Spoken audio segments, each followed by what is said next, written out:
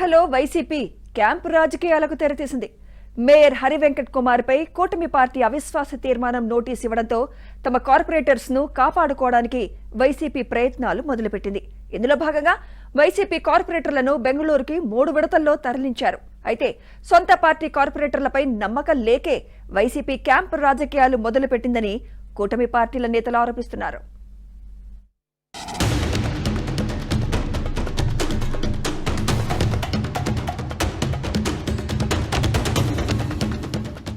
విశాఖలో GVMC mayor Golagani Hari Venkata కుమారి 4 ఏళ్ల పదవీ కాలం ఈ నెల 18కి పూర్తయింది.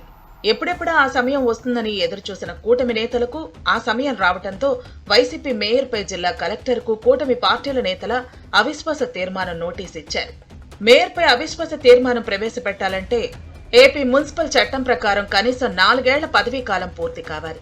ఈ గడువు పూర్తి కావడంతో అవిశ్వాస తీర్మానం నోటీసు అందజేసి పీఠం కైవసం చేసుకోవడానికి కూటమి నేతలు వ్యూహరచన చేస్తున్నారు.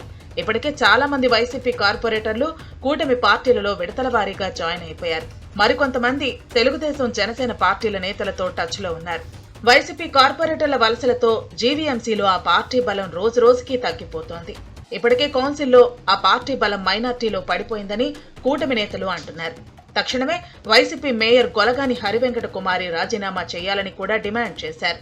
అయితే ఆమె స్పందించకపోవడంతో మేయర్పై అవిశ్వాసం ప్రకటిస్తూ జిల్లా కలెక్టర్కు కూటమి పార్టీల నేతలు నోటీసు ఇచ్చారు. అంతేకాదు ఈ సమయంలోనే మరికొందరు వైసీపీ కార్పొరేటర్లు కూటమి పార్టీలైన తెలుగుదేశం, జనసేన, బీజేపీ నేతలతో మంతనాలు జరుపుతున్నారని వైసీపీ నేతలు తెలుసుకున్నారు. దీంతో అప్రమత్తమైన వైసీపీ నేతలు పార్టీ కార్యాలయంలో వైసీపీ కార్పొరేటర్లతో అత్యవసర సమావేశం నిర్వహించారు. ఈ సమావేశానికి మండలి ప్రతిపక్ష నేత బొత్స సత్యనారాయణ, ఉత్తరాంధ్ర రీజనల్ ఇన్ఛార్జి కురసాల కన్నబాబు, విశాఖ జిల్లా వైసీపీ అధ్యక్షుడు గుడివాడ అమర్నాథ్ హాజరయ్యారు. పార్టీ మారవద్దని, మీకు మంచి భవిష్యత్తు ఉందని కార్పొరేటర్లకు హితబోధ చేశారు.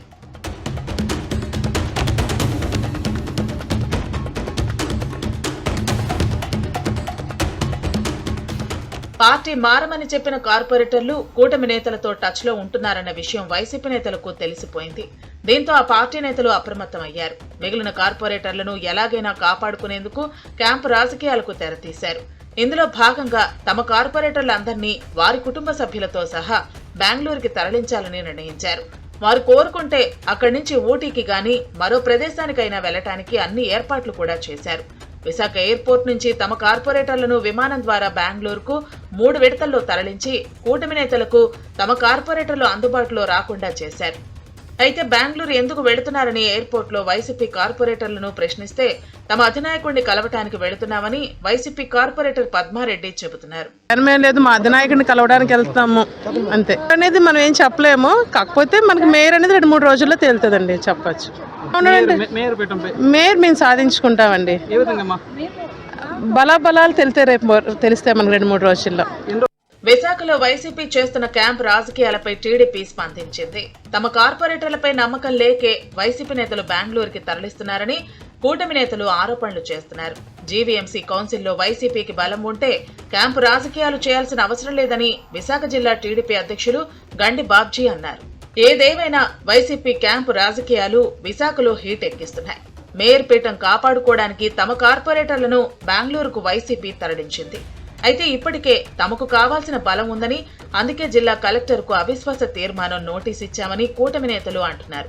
ఇలా 2 పక్షాలు ఎవరికి వారే ధీమాగా ఉన్నారు. చూద్దాం, వైసీపీ తన మేయర్ స్థానాన్ని నిలబెట్టుకుంటుందా లేదా తెలియాలి అంటే కొన్ని రోజులు ఆగాల్సిందే.